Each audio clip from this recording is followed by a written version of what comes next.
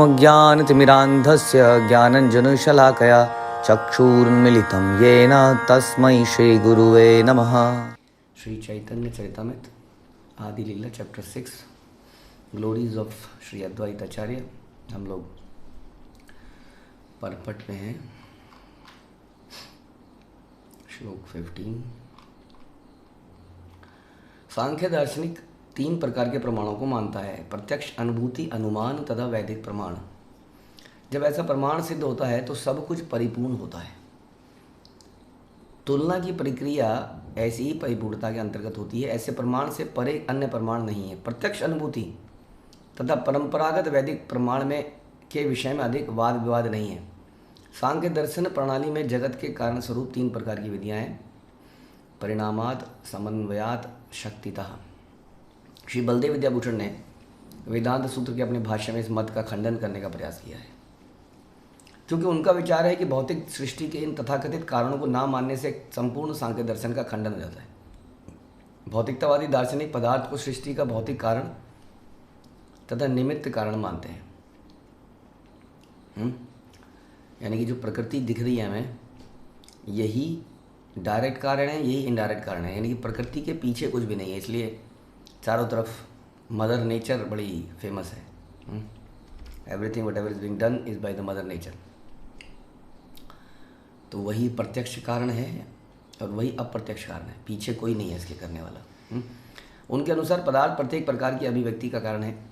पदार्थ से ही जीवन है, इसलिए प्रभुपाद ने पुस्तक निकाली कि life comes from life, not from the matter.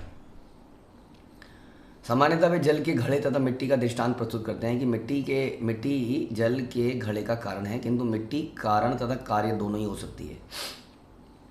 जल का घड़ा कार्य है और मिट्टी इसका कारण है, किंतु मिट्टी सर्वत्र दृष्टिगोचर होती है।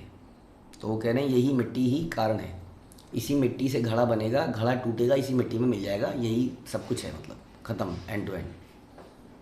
वृक्ष पदार्थ है, किंतु वृक्ष फल उत्पन्न करता है, तो फल उत्पन्न करने वाला वृक्ष ही है।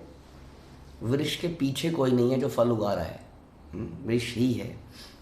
लेकिन समझने की बात यह है कि ऐसा कैसे संभव हो रहा है कि एक वृक्ष जो है संतरे दे रहा है, एक वृक्ष सेब दे रहा है, एक वृक्ष कुछ अलग अलग प्रकार के डिफरेंट टेस्ट, डिफरेंट, उसका एसिड डिफरेंट है, कलर डिफरेंट है, शेप डिफरेंट है।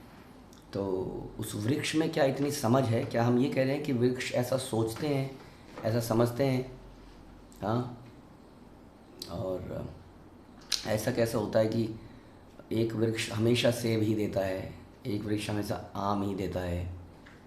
तो ये या तो ये सुपर इंटेलिजेंट लोग हैं, बट ऐसा लगता तो नहीं है। तो कि फिर क्या है? मतलब इनमें लोगों में तो इंटेलिजेंस दिखती नहीं, दिखती है आपको। अगर इतनी इंटेलिजेंस होती तो अपने आप को बर्फ़ में बेचारा एक कंबल ओढ़ लेता। कोई उसकी शाखा काट रहा, हम बोलते तो हैं कि तरोरपि सहिष्णुना, लेकिन वास्तव में वो योनि ऐसी है। वृक्षों की योनि को निम्न योनि कहा जाता है। एग्जाम्पल हम लोगों को समझने के लिए है। We should become like that, ऐसा चैतन्य महाप्रभु कहते हैं। इसलिए हमें ऐसा टॉलरेंट बनना है। बट एक्चुअली में देखा जाए तो योनि निम्न है, चेतना इतनी निम्न है कि उसको कुछ भी कर दिया जाए उसके साथ तो उसको पता नहीं चल रहा है। हालांकि कुछ मात्रा में महसूस है, क्योंकि चेतना तो है उसमें, तभी उसमें ग्रोथ होती है। लेकिन ये कहने का मतलब है तो इस प्रकार से हमारी इन वृक्षों की योनियों में चेतना क्या है? चेतना कम है। तो कैसे हो सकता है कि इतने कम चेतना वाला इतने सुंदर इतने कॉम्प्लिकेटेड, जो इंसान रेप्लिकेट कर ही नहीं सकता है, ऐसे फल बना देता है? इंसान बनाता है जूस, अल्टीमेटली उसमें लिखना पड़ता है कंटेन्स नो फ्रूट पल्प, है ना, वो केमिकल से मिक्स करके बनाता है, लेकिन वो टेस्ट तो आपको नहीं आता होगा जो ओरिजिनल जूस का है कि नहीं? सेहत भी ख़राब होती है केमिकल जूस से, और ओरिजिनल जूस से नहीं होती है। बीमारी में उसको वही पिलाया जाता है। कितने रस हैं उसमें, अनेक प्रकार के रस। सोचिए, जैसा रस फलों के जूस में है, ऐसा रस इंसान की किसी वस्तु में नहीं है। कितने भिन्न भिन्न प्रकार के रस हैं। तो सोचने का विषय है कि अगर आप बोलो कि पेड़ ही उसका कारण है, तो छोटी समझ लग रही है, लग नहीं रहा कि बहुत सही है। और कई बार हम ये भी देखते हैं कि पेड़ खाता क्या है फिर, उसी मिट्टी को खा के। आप कहोगे नहीं हम खाद डालते हैं, यूरिया डालते हैं, जंगल में क्या खाद डालते हैं आप, वो भी नेचुरल प्रोसेस ही है ना जो भी है। हाँ, मिट्टी खा रहा है, तो मिट्टी खा के ऐसा मिट्टी के अंदर क्या है, हम अगर इस मिट्टी को फैक्ट्रियों में डालें तो क्या हम फल बना सकते हैं मिट्टी से? किसी ने बनाए मिट्टी से फल, मिट्टी से गेहूँ? जब मिट्टी इतनी चीज़ें पैदा कर रही है तो इसमें तो कुछ जादू है। तो इस मिट्टी को अगर हम प्रोसेस करें, इस पर रिसर्च क्यों नहीं कर पाए हम आज तक, सोचने की बात है। ये मिट्टी तो उगा रही है ना सबको, जितना भी हम खा पी रहे हैं ये मिट्टी उगा रही है सब। अब देखने में लगता है मिट्टी, क्या लगता है आपको? हाँ, मिट्टी, मिट्टी तो मिट्टी है। माटी मिले तो वो मिट्टी में ऐसा क्या है, तो हम उसके ऊपर रिसर्च क्यों नहीं कर पा रहे हैं, सोचने का विषय है। तो ऐसा क्या है, तो इसका मतलब देयर इज समथिंग है। जैसे हम कहते हैं ना कि घास से अगर दूध निकल सकता है तो अभी तक कोई फैक्ट्री क्यों नहीं बनी कि घास से दूध बना दे।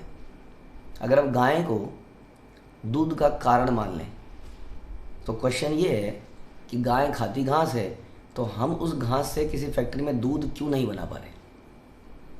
क्योंकि गाय के अंदर तो इंटेस्टाइन है, बड़ी वही है ना शरीर का ढांचा, बड़ी छोटी है। दूध बनाने के लिए कोई अलग इंस्ट्रूमेंट लगाए गाय ने, इतनी गाय तो काट दी इंसान ने, अब तक वो निकल जाता है इंस्ट्रूमेंट।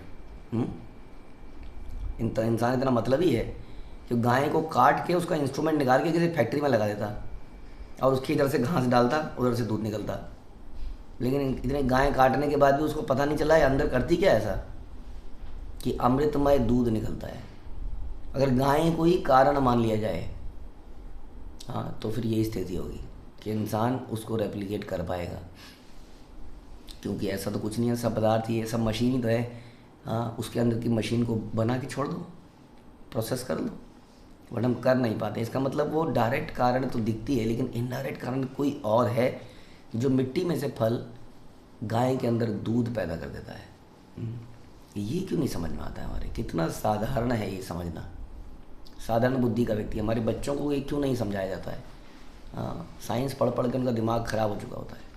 यही कारण है, यही प्रकृति है, यही है।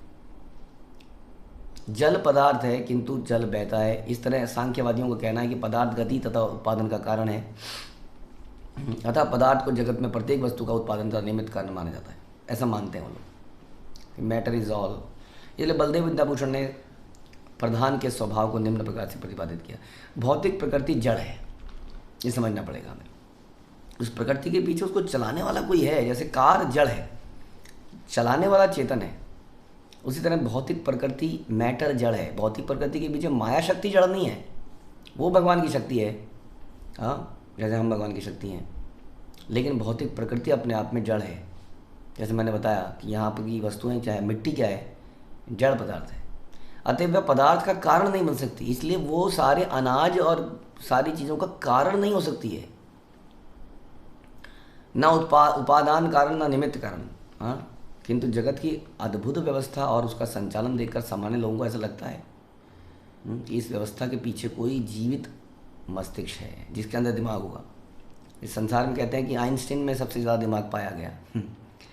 उसने तो यही बोला कि there is a perfect brain behind all this, all the physics law and chemistry law, जो भी हैं ये लॉज हैं, इसके पीछे कोई परफेक्ट ब्रेन काम कर रहा है वास्तव में, ऐसा बोला उन्हें। तो जिस पे दिमाग है वो सोचेगा कि कोई जीवित मस्तिष्क है, क्योंकि इसके बिना ऐसी व्यवस्था हो नहीं सकती है।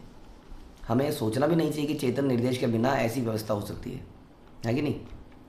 हाँ, हमें समझना पड़ेगा। कोई प्रोग्राम बहुत बढ़िया हुआ, बहुत बढ़िया हुआ, मज़ा आ गया, then there was a person जो कोऑर्डिनेटर रहा होगा, मैनेजर रहा होगा, जिसने उसको कोऑर्डिनेट किया होगा। अपने आप कोई प्रोग्राम बढ़िया नहीं होता है ना।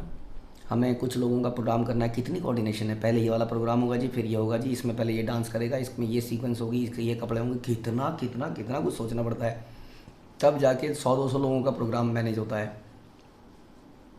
बताइए, असंख्य जीव हैं, सबका मैनेज करना है, इसका आहार ये, इसका। हमने प्रकृति में आज तक नहीं सुना कि चींटियों को खाना मिलना बंद हो गया या हाथियों को खाना मिलना बंद हो गया। सब चल रहा है, जब तक ह्यूमन इंटरवेंशन नहीं है तब तक सब बढ़िया चल रहा है। कितनी बड़ी व्यवस्था होगी, आप सोच के देखिए। हाँ, कितनी बड़ी व्यवस्था होगी है संसार में। हम लोगों को, कुछ लोगों की मैनेजमेंट के लिए कितना सोचना पड़ जाता है। कुछ लोगों का खाना करना पड़ जाए 100 200 300 500 लोगों का खाना पड़ जाए तो हाथ पैर ठंडे पड़ जाते हैं। लोग शादी करने के लिए 1 साल पहले से तैयारी शुरू करते हैं। हलवाई बुक कर लिया जी, हाँ मेन्यू सेट कर लिया, वेन्यू वेन्यू बुक कर लिया।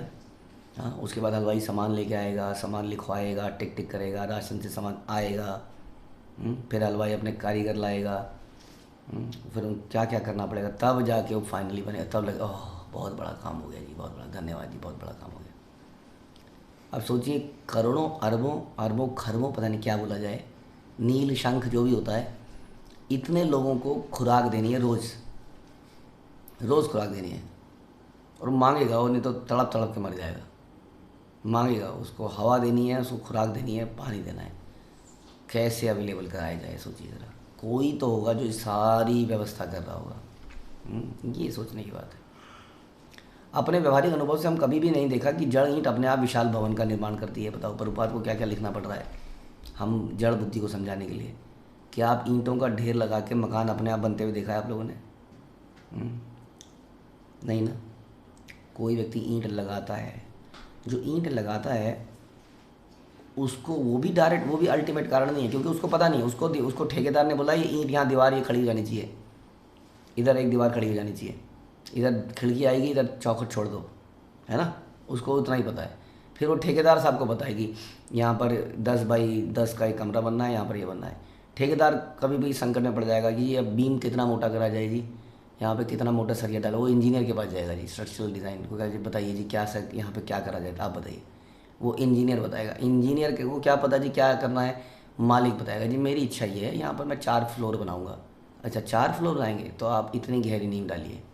ठेकेदार कहेगा अच्छा इतना करना है, फिर मिस्त्री को कहेगा ऐसा कर। सोचिए कितने कारण बनते हैं, कारण का कारण, कारण का कारण, कारण का कारण, सर्व कारण, कारण कौन है? गोविंद। तब ये चीज़ें हो पाती हैं। जल के घड़े का दृष्टांत स्वीकार्य नहीं है, क्योंकि जल के घड़े को सुख तथा दुख की अनुभूति नहीं है। ऐसी अनुभूति तो भीतर रहती है। अतः आवृत करने वाले शरीर या जल के घड़े से कोई सामान साम्य नहीं है। आप ये नहीं कह सकते कि घड़ा मिट्टी से बना, मिट्टी में मिल जाएगा, that's it, end of story. ऐसा हम इसके लिए नहीं मान सकते, क्योंकि ये शरीर प्रभुपाद कह रहे हैं नॉर्मल घड़ा नहीं है। इस शरीर के अंदर भावनाएं हैं, चेतना है, जो कि घड़े में नहीं होती है। हाँ ये शरीर तो मिट्टी में मिल जाएगा या अग्नि में जल जाएगा, लेकिन आत्मा नहीं जलती है, आत्मा नहीं मरती है, क्योंकि शरीर के अंदर कुछ है जो इसको पदार्थ से भिन्न करता है। क्योंकि पदार्थ में कभी इमोशंस, फीलिंग्स नहीं होती हैं। पदार्थ अपने आप ग्रो नहीं करता है, अपने बच्चे पैदा नहीं करता है। पत्थर के बच्चे पैदा नहीं होते हैं, राइट। कंप्यूटर छोटा कंप्यूटर बच्चा पैदा नहीं होता, सबके मज़े आ जाते। घर में एक कंप्यूटर लाते और धीरे धीरे कंप्यूटर के परिवार बढ़ता जाता। ऐसा होता नहीं है ना। तो ये अंतर है घड़े में और मनुष्य में, हाँ, कि उसके अंदर कुछ और भी है। कभी कभी भौतिक वैज्ञानिक सुझाव देता है कि वृक्ष पृथ्वी के भीतर से बिना किसी माली की सहायता से स्वतः उगता है। Is all bogus. कौन मानता है मेरे को बताइए, कौन दुष्ट व्यक्ति है जो ऐसा कहता है? इसलिए मैं कहता हूँ, अभी हम कुछ दिन पहले भी गए थे एक जगह पर, गाँव में, जो खेतों में जाओगे तभी तो पता चलेगा जीवन का। ये बिल्डिंगों ने दिमाग ख़राब कर दिया हमारा। प्रकृति से दूर रहते हैं हम लोग। आज जाएंगे, हमने देखा कि वहाँ पर क्या लगा था, ये रागी फिंगर मिलेट, इतना बड़ा सुंदर सा ऐसे करके। वहीं पर सोयाबीन लगी थी, वहीं पर वो एक करेला का भाई बहन कुछ लगा हुआ था, वहीं पर तोरी लगी हुई थी, लौकी लगी हुई थी, वहीं पर कुछ लगा हुआ था। अब सोचिए वही प्लॉट का टुकड़ा है। हाँ, अब कोई फैक्ट्री भी बनाता है तो थोड़ी जगह पे तो एक ही मशीन लगाएगा ना, थोड़ी जगह पर एक ही मशीन लगाएगा। आपने एक मशीन लगा दी यहाँ पर बैग बनाने की, यहाँ प्लास्टिक के डब्बे बनाने की, वहाँ बाल्टी लगाने की, तो एक एक कमरा तो दोगे, आधा कमरा तो दोगे। हाँ, नीचे की फैक्ट्री में क्या है, ये इतनी पास पास सारी चीज़ें उग रही हैं। यहीं पर 4 तरह के बीज डाल दो, यहीं फूल उग जाएगा, यहीं तोरी उग जाएगी, यहीं कद्दू उग जाएगा। तो ऐसा कैसे है? और उसको काट के नीचे कुछ और लगा दो, कुछ और उग जाएगा। तो सोचने का विषय है कि ये हो कैसे रहा है। मिट्टी तो फिर मिट्टी है ना, वही तो कह रहा हूँ मैं, मिट्टी तो मिट्टी है, तो उसमें ऐसा प्रतिक्रियाएं कैसे हो जाती हैं अलग। आप कहोगे जी बीज डिफरेंट है ना, जो बीज है वो अपना आपको उस प्रकार से ग्रो करता है। तो मेरा क्वेश्चन एक और है इसमें कि आपने कंप्यूटर का बीज क्यों नहीं बनाया आज तक? कंप्यूटर का बीज बना दीजिए, कोई भी मशीनरी जो आपने डेवलप करी है उसका बीज क्यों नहीं बनाया? उसमें क्यों नहीं एक प्रतिक्रियाएँ हो रही हैं? ये केवल उसी बीज में प्रतिक्रिया क्यों हो रही है जो भगवान से मिला है आपको? क्योंकि उसके अंदर जीव शक्ति है। इसलिए हम लोग इतनी चीज़ें बना रहे हैं। हमने बनाया कोई बीज में, जैसे मैं बता रहा था, कंप्यूटर का बच्चा, कंप्यूटर का परिवार, हम दो, हमारे दो, हम कहेंगे नहीं, कोई परिवार नियोजन नहीं होना चाहिए यहाँ पर। कंप्यूटर बच्चे पैदा करता जा करता जा करता जा, हम कर ही नहीं पा रहे हैं इसको, हम ऐसा बीज नहीं बना पा रहे हैं। तो वो बीज जो है, भगवान कहते हैं अहम बीज प्रदापिता, वो बीज देने वाला मैं हूँ। तभी ये सारी प्रतिक्रियाएं होती हैं, तभी बरगद के बीज से इतना बड़ा पेड़ निकल आता है। तो कभी कभी भौतिक ज्ञानी सुझाव देता है इसका कि वृक्ष पृथ्वी के भीतर से बिना किसी माली के ये सब कर रहा है, क्योंकि वह पदार्थ की प्रवृत्ति है, हाँ, बीज की प्रवृत्ति है। वे जीवों की जन्मजात अंतः प्रेरणा को भौतिक मानते हैं, किंतु ऐसी शारीरिक अंतः प्रेरणा जैसी भौतिक प्रवृत्तियों को स्वतंत्र इंडिपेंडेंट नहीं माना जा सकता, क्योंकि इनसे शरीर के भीतर आत्मा के अस्तित्व का आभास मिलता है। बहुत क्लियर आभास मिलता है कि देयर इज़ अ सोल। वास्तव में वृक्ष या किसी प्राणी के शरीर में कोई प्रवृत्ति या अंतः प्रेरणा नहीं होती। प्रवृत्ति तथा अंतः प्रेरणा का अस्तित्व इसलिए होता है क्योंकि शरीर के भीतर आत्मा है। ऐसा नहीं होता तो, ऐसा मैं बार बार बता रहा हूँ, तो हमारी बनाई गई मशीनों में भी प्रेरणा होती। कई बार देखा है आपने देखा होगा, आपने कार को चलाया, डिजन डिजन डिजन डिजन चल ही नहीं रही है, आप बाहर निकले, आपने देखा ओहो, कई बार गुस्से में मैंने देखा है लोगों को टायर पे लात मारते हुए, हम मौके पे कर देती है गड़बड़। अब अगर टायर का बदतमीजी है, नाइंसाफ़ी है, अब नहीं चलूँगा, कर ले जो भी करना है। एक मज़दूर को आप लात मार के देखिए, वो खुद नहीं रोकेगा, वो पूरी फैक्ट्री को रुका देगा, वो 2 मिनट में स्ट्राइक हो जाएगी वहाँ पर, लेबर लॉज वाले आ जाएंगे, क्या हो जाएगा, मुसीबत गले पड़ जाएगी। उसको लात मार के तो दिखाए, लेकिन बेचारी मशीन को जितना भी लात मार लो, चालू करोगे फिर चालू हो जाएगी। तो क्या डिफरेंस है? ये सोचने का विषय है। उसके अंदर प्रेरणा नहीं है, चेतना नहीं है। हाँ, कुछ भी कर लो उसके साथ, लेकिन मनुष्य के साथ कर सकते हो? नहीं। उसके साथ सुख है, दुख है, फीलिंग्स हैं, अच्छा बुरा, ये सब है। क्योंकि उसके अंदर आत्मा है, उस मशीन के अंदर आत्मा नहीं है। इस प्रसंग में कार तथा ड्राइवर का दृष्टांत अत्यंत लाभप्रद होगा। कार में दाहिने बाएं घूमने की प्रवृत्ति रहती है, किंतु कोई यह नहीं कह सकता कि ड्राइवर के निर्देश के बिना कार एक पदार्थ के रूप में बाएं और दाहिने मुड़ सकती है। ड्राइवर नहीं तो रिमोट कंट्रोल से मुड़ेगी, वो भी एक ड्राइवर ही है। चाहे डायरेक्ट कंट्रोल, चाहे remote control, control is control. भौतिक कार्य में उसके अंदर बैठे ड्राइवर की इच्छाओं से स्वतंत्र ना तो कोई प्रवृत्ति होती है, ना अंतः प्रेरणा। यही सिद्धांत जंगल में उगने वाले वृक्षों की स्वतः वृद्धि पर लागू होता है। यह वृद्धि इसलिए होती है क्योंकि वृक्ष के भीतर आत्मा उपस्थित है। ये कहाँ मुश्किल है समझने में? Where is the difficulty? Prabhupada कहते थे, व्हाट इज़ द डिफ़िकल्टी? कभी कभी कुछ मूर्ख लोग ये मान बैठते हैं कि चूँकि धान के ढेर से बिच्छू उत्पन्न होता है, यह धान बिच्छुओं का उत्पन्न करता है। किंतु वास्तविकता यह है कि मादा बिच्छू धान के भीतर अंडे देती है और धान के सड़ने से अंडों में से कई छोटे छोटे बच्चे बाहर आ जाते हैं। इसका अर्थ यह तो नहीं होता कि धान बिच्छुओं को जन्म देता है। इसी प्रकार कभी कभी गंदे बिस्तरों में खटमल आ जाते हैं, किंतु इसका अर्थ यह नहीं कि इन बिस्तरों, इनकी खटमलों को जन्म देता है। यह तो ऐसा है कि गंदे बिस्तरों का लाभ उठाकर जीव पैदा हो जाते हैं। जहाँ पानी सड़ने लगता है वहाँ जीव, जहाँ पानी है वहाँ जीव अब कितने पैदा हो जाते हैं अपने आप ही। अपने आप मतलब दैट इज़ द डिज़ाइन कि ये वाला जीव ऐसी कंडीशन में पैदा होगा, ये वाला जीव ऐसी, ये गर्भ में पैदा होगा, ये अंडे में पैदा होगा, ये पसीने से पैदा होगा for example. There is a design for it. तो वो डिज़ाइन के अनुसार फिर ये लोग पैदा होते हैं और उतना ही समय लेते हैं, 9 महीने, 1 महीना, 15 दिन, 1 दिन, वटेवर। आपने देखा मशरूम कैसे पैदा होते हैं? बरसात हुई, अपने आप जंगल में कभी देखोगे, अरे इतने सारे निकल आए, तुरंत पैदा हो जाते हैं वो। अब मनुष्य के शरीर को 9 महीने लग जाते हैं, गाय को 9 महीने लगते हैं। तो जीवित प्राणियों के विभिन्न प्रकार होते हैं, उनमें से कुछ भ्रूण से निकलते हैं, कुछ अंडों से, कुछ पसीने की खमीर से। विभिन्न प्राणियों की उत्पत्ति के विभिन्न स्रोत हैं, किंतु इससे किसी को यह निष्कर्ष नहीं निकालना चाहिए कि पदार्थ से ऐसा हो रहा है।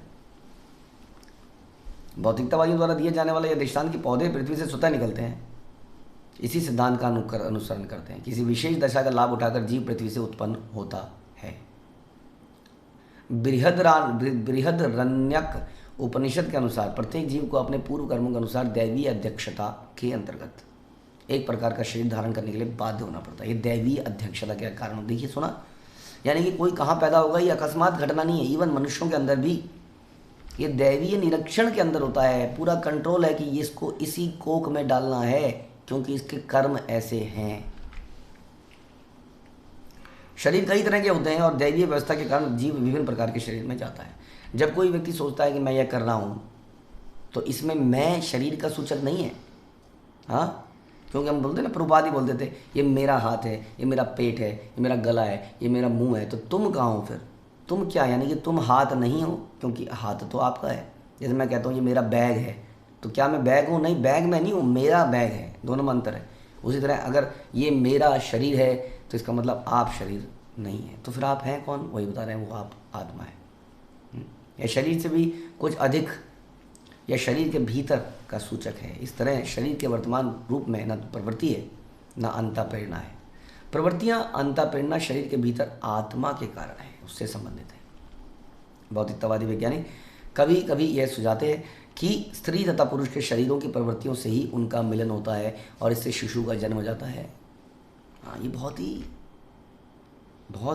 बहुत ज़्यादा मूर्खता की बात है। जैसा हम चर्चा कर भी रहे थे कि माँ के शरीर में बच्चे के लिए पैदा होने के बाद दूध आ जाना, कौन मूर्ख है जो कहता है कि ऑटोमेटिक हो जाता है? कैसे हो जाता है ऑटोमेटिक? सोचने का विषय है, ऐसा कैसे हो जाता है। किंतु सांख्य दर्शन के अनुसार पुरुष सदैव प्रभावित रहता है और फिर यह जन्म देने की प्रवृत्ति कहाँ से आती है? कभी कभी भौतिक वैज्ञानिक दूध का दृष्टांत करते हैं कि जो स्वतः दही में बदल जाता है। ये भी बात हो गई। जिसको जानकारी नहीं है वो बोलेगा पापा कितना अच्छा है, दूध को रखो और ऑटोमेटिक दही में बदल जाता है। हाँ, लेकिन आप दूध को फ्रिज में रख दीजिए, क्या वो दही में बदल जाएगा? नहीं बदलेगा। यानी कि उसको एक पर्टिकुलर टेम्परेचर चाहिए, जिस टेम्परेचर में उसके अंदर जीवाणु पैदा होते हैं, उसका फ़ायदा उठा के कुछ आत्माएं शरीर धारण करती हैं। वो आत्माएं वहाँ पर समझ लीजिए खलबली मचाती हैं या खा के पॉटी कर देती हैं, समझ लीजिए दे डू समथिंग कि वो दूध का दही बन जाता है, जो कि खाया जा सकता है। हाँ, ये तो हम एग्जाम्पल दे रहे थे। तो कुछ प्रतिक्रियाएं होती हैं जीव के कारण। जीव वहाँ पर है इसलिए वहाँ पर कुछ हलचल है, कुछ हो रहा है। अपने आप नहीं हो रहा है, लेकिन बच्चा कहेगा ये तो अपने आप है। तो बच्चा एक दिन कहेगा पापा ये फ्रिज में रखा था दूध तो दही बदल जाता है 4 घंटे बाद, मैंने सुना था, नहीं क्यों नहीं बदल रहा है? इसी तरह बादलों से वर्षा का स्वच्छ जल पृथ्वी पर आता है और वृक्षों को जन्म देता है। क्योंकि बीज वहाँ पड़ा था, एक सोल वेट कर रही है, समझ लीजिए। जल पड़ा, सोल ने जीवन प्राप्त किया, क्योंकि वहाँ पर जल से उसको जीवन मिलना था। सूर्य लोक में जल डालेंगे आप, सूर्य में जल डालेंगे, जल से जीवन होगा वहाँ पे? वहाँ जल होगा ही कैसे सूर्य लोक में? Not possible. तो यहाँ वहाँ अग्नि से ही जीव पैदा होगा, इसलिए सूर्य लोक में भी ऐसे लोग रहते हैं। अग्नि, वहाँ अग्नि से जीवन संभव है। ये सारे रूल बनाए हैं भगवान ने कि कौन कैसे पैदा होगा। तो वही जल अनेक प्रकार के फूलों फलों में प्रविष्ट होकर तरह तरह के स्वाद और गंध पैदा करता है, इसलिए उनका कहना है कि पदार्थ अपने आप ऐसा करता है।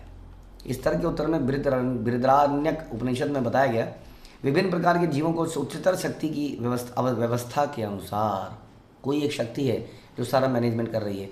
विभिन्न प्रकार के शरीर दिए गए, विभिन्न जीवों को उनके पूर्व कर्मों के अनुसार विशेष प्रकार का शरीर ग्रहण करने का अवसर प्रदान किया। और हम बड़े प्रसन्न हो जाते हैं। आई एम वेरी लकी, नाम भी रखते हैं लोग, लकी। हाँ, वाई आई एम लकी, क्योंकि मैंने यहाँ पर पैदा हुआ हूँ ना, इतना धन मिला है, ये है, आई एम लकी। अरे भैया, बड़ा व्यवस्था करी जा रही है आपके अगले शरीर की भी, ध्यान रखो। अनलकी हो जाओगे आप थोड़े दिनों में, जानवर बनोगे अनलकी। Lucky became unlucky. बेचारे लकी के माता पिता को पता चलेगा कि वो कुत्ता बन के आगे आएगा हमारे गलगली के आगे, और लकी कुत्ता बन गया। हाँ, क्यों? क्योंकि लकी ने अपने लक में गौरवान्वित होकर केवल इंद्रिय तृप्ति करी, और उनके माता पिता ने भी सोचा ये तो लकी है। हाँ, और वो लकीर का फकीर बन गया और कुत्ता बन गया।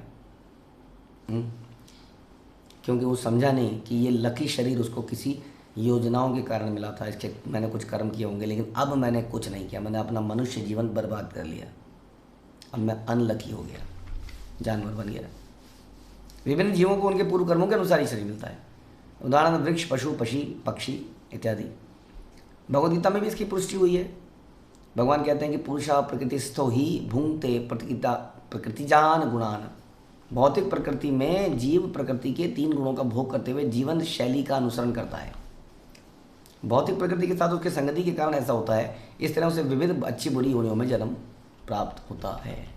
कई लोग ऐसा भी हैं, इसलिए कहते हैं कि ये जो जानवर कहते हैं जानवर में आत्मा ही नहीं है। बताइए, जानवर एक ऑटोमेटिक शरीर है, यानी कि किसी भी डेफिनेशन को अपने हिसाब से कभी भी तोड़ मरोड़ दो। That is modern culture. जैसे पहले बोला गया स्त्रियों का शोषण करना था, तो बोला गया स्त्रियों में आत्मा नहीं है। सच बात बता रहे हैं हम आपको, स्त्रियों में आत्मा नहीं है। मतलब जिस चीज़ में आत्मा नहीं है तो उसको भोग लो, जो मर्जी कर लो। यहाँ तक भी फिलॉसफी बनी। कुछ फिलोसफिकल लोग तो कह रहे हैं आत्मा है ही नहीं, अभी तो हम उसकी चर्चा कर रहे हैं। फिर कुछ कह रहे हैं आत्मा तो है लेकिन ये स्त्रियों में नहीं है। इसलिए तो यूज़ करने की चीज़ है, यूज़ करो, यूज़ एंड थ्रो। उसके बाद कुछ ने बोला कि ये पेड़ पौधे जो हैं इनमें जीव नहीं है, जितना मर्जी काट लो। जानवरों में तो बिल्कुल जीव नहीं है, जीवन नहीं है, इसको काट दो। तो अपने हिसाब से तोड़ दिया मरोड़ दिया फिलोसफी को। इसलिए कहते हैं शास्त्रों को आधार बनाना चाहिए। शास्त्र कहते हैं सब चीज़ों में जीव है, इन सब चीज़ों में जीवन है। आत्मा को विभिन्न प्रकार के शरीर प्रदान किए जाते हैं। उदाहरणार्थ यदि आत्माओं को विभिन्न प्रकार के वृक्षों के शरीर ना प्रदान किए जाते तो विविध प्रकार के फूल कैसे उत्पन्न होते हैं। हर चीज़ में एक डिज़ाइन किया गया है। तो हमारा फूल कुछ कर सकता है, गुलाब कुछ नहीं कर सकता। इसमें गुलाब का फूल ऐसा ही होगा, वो डिज़ाइन कर दिया किसी ने, भगवान ने। हर श्रेणी का वृक्ष विशेष प्रकार के फूल और फल उत्पन्न करता है। और ऐसा नहीं है कि विभिन्न श्रेणियों में कोई अंतर नहीं है। किसी एक वृक्ष में कई रंग के फूल नहीं खिलते, न ही कई स्वाद के फल लगते हैं। उनकी कुछ निश्चित श्रेणियां हैं। उसी प्रकार से मनुष्यों, पक्षियों, पशुओं तथा अन्य योनियों में भी होता है। इस संसार में असंख्य जीव हैं और प्रकृति के विभिन्न गुणों के अनुसार उनके कार्यों के कारण उन्हें विभिन्न प्रकार के शरीर प्राप्त करने पड़ते हैं। यही हमें सोचना पड़ेगा। ये हमारे लिए है कि अभी हमें by the grace of God ये शरीर मिला है, लेकिन अब हमें अगला शरीर भी मिल सकता है, जो कि इतनी 84 लाख में कोई भी हो सकता है। तो ये संकट का, ये चेतना का, चिंतन का विषय है कि क्यों हम इस पे ह्यूमन सोसाइटी इस पे डिस्कशन नहीं कर रही है। हम लोग बात कर रहे हैं ह्यूमन वेलफेयर की। वेलफेयर कैसे होगा जब मुझे वो कहता रहूँ वो लकी थोड़े दिनों में अनलकी बनने वाला है। क्यों नहीं इस पर चर्चा कर रहे हैं हम। ये सारी जनसंख्या जो है ये जानवर में बदलने वाली है। हाँ, और जानवर नीचे से धीरे धीरे ऊपर आ रहे होंगे मनुष्यों के शरीर में। तो ये साइकिल चल गया है। हम इतने मूर्ख हो गए हैं कि मनुष्य के बाद जानवर बन रहे हैं, जानवर के बाद मनुष्य बन रहे हैं, मनुष्य के बाद जानवर बन रहे हैं। जबकि मनुष्य शरीर यहाँ से निकलने के लिए था, हम निकल ही नहीं पाए वहाँ से। हम फिर जानवर बन गए, फिर मनुष्य बने। पुनरअपि जननम पुनरअपि मरणम, और किसी न किसी माँ के कोख में पैदा होते रहे। इस तरह समझ लेना चाहिए कि प्रधान अथवा पदार्थ जीवित प्राणी की प्रेरणा के बिना कार्य नहीं कर सकता है। This is not something without under the supervision of somebody supervising. क्या रूल्स हैं उसके सुपरविजन के, कैसे वो ये डिसाइड कर रहा है, ये शास्त्र बताते हैं। इसलिए भौतिकतावादी सिद्धांत स्वीकार नहीं है कि पदार्थ स्वतंत्र रूप से कार्य कर रहा है। पदार्थ प्रकृति कहलाता है, जो स्त्री शक्ति की ओर संकेत करता है, और वो स्त्री प्रकृति है और जो स्त्रीलिंग है। स्त्री पुरुष के संयोग के बिना शिशु उत्पन्न ही नहीं हो सकता है।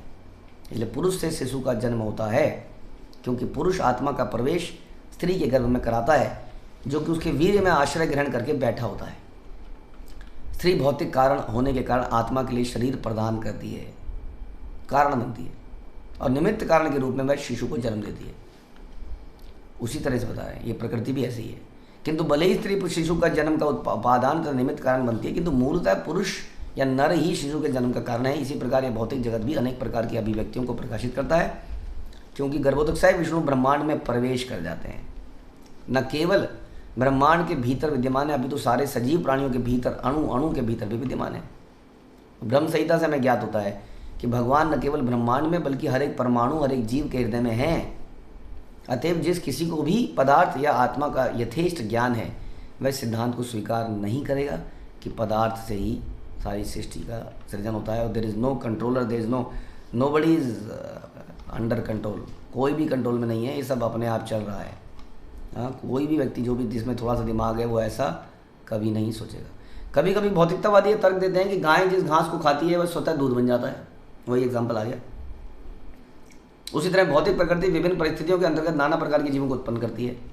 हम सोच नहीं पाते हैं कई बार कि जैसे हमारे जीवन में सब कुछ चल रहा है, जैसे हमारे घर में कोई मुखिया है माना, उस मुखिया की कोई वैल्यू नहीं है जब तक सब सही चल रहा है। बेटे को पैसे मिल रहे हैं, पत्नी को कपड़े मिल रहे हैं, और जो भी पारिवारिक लोग हैं, चाचा, ये सबको अपना अपना मिल रहा है, कोई कोई कुछ नहीं, सब चल रहा। अचानक से उसकी मृत्यु हो गई, तब समझ, ओहो, सब बैठ गया, ठप पड़ गया सब। अब समझ में आ रहा है, ओहो ये क्या, इनकी कुछ था, है ना। तो ये हमारी समस्या है, हम चेतना, हमारे चिंतन नहीं है कि सब कुछ यदि चल रहा है तो किस कारण से चल रहा है। हम by nature we are ungrateful, by nature. Why we are ungrateful, you know that? क्योंकि ग्रेटफुलनेस से we have to give something अपने आप को, अपनी वाणी को, because you have given me something, then I must give you something. You have given me nothing, क्या मिला मुझे, क्या प्राप्त हो मुझे, क्या दिया तुमने मुझे? We are by nature we are ungrateful, क्योंकि ग्रेटफुल होते ही कुछ देना पड़ता है। देने में तो फिर सारी समस्या संसार में देने में है। देना क्यों है, सिर्फ लेना है। देने में कष्ट है, चिंतन है, प्लानिंग है, एग्जीक्यूशन है और सेपरेशन है। सेपरेशन फ्रॉम माई बिलोंगिंग्स, कुछ तो देना ही पड़ेगा ना, धन, तन, मन। तो इट्स देयर इज़ ए समस्या, देना पड़ रहा है वहाँ पे, कुछ जा रहा है मेरे पास से। उसके अलावा मैंने बोला कुछ करना पड़ता है, मेहनत करनी पड़ती है, प्लानिंग करनी पड़ती है, एग्जीक्यूशन। इसलिए the best thing is be ungrateful and just do it whatever you want to do, live life जिस भी तरह से आप जीना चाहते हो। Be ungrateful and be free from mind. कई लोग कहते हैं आपने तो टेंशन दे दी प्रभु जी। क्यों टेंशन क्यों नहीं है आज की डेट में? क्योंकि सब कुछ मिल रहा है, पदार्थ से मिल रहा है। इधर पैसा फेंको, पैसा फेंको, खुशियाँ लूटो। इसलिए लोगों के लिए पैसा पैसा पैसा, बस पैसा, पैसा कमाओ, खुशी लूटो। ऐसा है नहीं एक्चुअली में। अनग्रेटफुल आदमी सुखी कैसे रह सकता है, खुश कैसे रह सकता है? इसलिए आज के लोग देश में, आज के समय में लोगों के पास इतना पैसा होने के बाद लोग खुश नहीं है, because they are ungrateful to everybody, to God, to guru, to sadhu, to everybody. They are ungrateful. ये चिंतन प्रभुपाद हमसे करवा रहे हैं। कितना बड़ा पर्पट है, खत्म नहीं हो रहा, आज भी खत्म नहीं हुआ ये पर्पट। How much he is writing, just ये बताने के लिए कि कुछ भी अपने आप नहीं हो रहा है मूर्खों, कुछ भी अपने आप नहीं हो रहा है। Just try to think. उसी तरह से हमारे जीवन में गुरु हैं, गुरु परंपरा है। हम सोचते हैं अब तो हमें ज्ञान हो गया, अब क्या ज़रूरत है, ये क्या है, वो क्या। सोचते नहीं है कि ये है तो कुछ है, अगर ये नहीं है तो क्या होगा। इसलिए हम कहते हैं यदि प्रभुपाद न हुई थे। लेकिन जीते जी तो पूछा नहीं, तो अब क्या फ़ायदा। कम से कम उनके वचनों को मानो, उनके अनुसार जीवन को बदलो और समझो जो कुछ भी है उसका कारण मेरे जीवन में ये है, ये है, ये है, परम भगवान है। Be grateful, that is what Prabhupada is trying to say. Hare Krishna. Srila Prabhupada की जाए, श्री चैतन्य चरितामृत की जाए, श्री कृष्णदास कविराज की जाए।